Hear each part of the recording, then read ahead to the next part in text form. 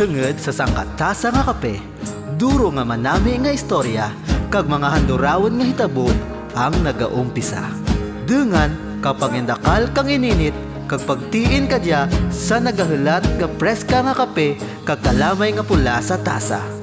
Aman kinatunan ang banwa kang Sibalem kung sa diin makita ang barangay Kaluoy nga isara sa mga kilala pag-abot sa industriya kang kape.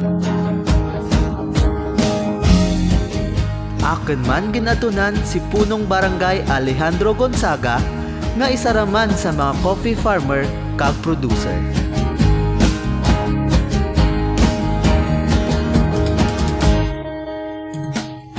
Suno ka na, anda ginabaligya ang finished product na kape sa mga kilala nga pasalubong center sa probinsya. Ang ginaproseso naman nga kape, kag ginabaligya naman dyan sa una-una sa produkto antike niya sa San Jose, kag sa Capitol, kag sa tanan nga mga coffee shop sa San Jose na siplayan na natin atin na kape.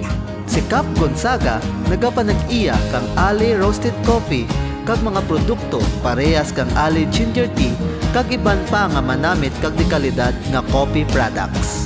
Gindara naman ang amon team sa ana nga coffee farm. Halin sa may baryo kang barangay Kaluoy, mga haros sang kaoras ang amon ginpanaw para makalabot sa ana nga coffee farm.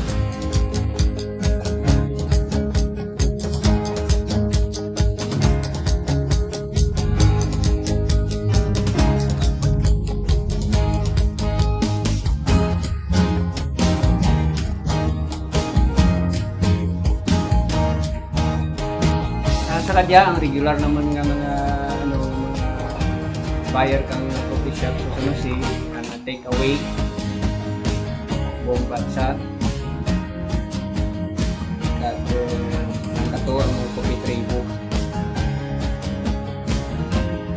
Bahal ang nabulig kang ating provincial government, prehas kang building, ang coffee processing, kag mga equipment dyan sa silad kang building, kag ang sarapa pinagkabawal mo ng nabuling ka probinsya gobyerno ang amon nga farm to market road.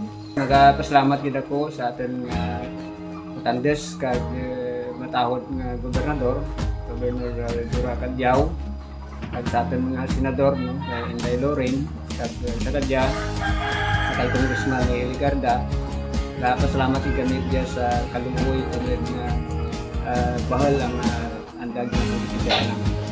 Nakabuligid ang pagtanom kang kape kananda kay tenged bisan sang kabeses lang sa sangkatuig maproduktuhan bahel man ang anda mabenta. Bilang isa raman ka coffee lover, aken personal nga nakita ang coffee farm kag natirawan ang manamit nga kape kang barangay Kaluoy. Kita ay kita sa mga masunod nga istorya lokal.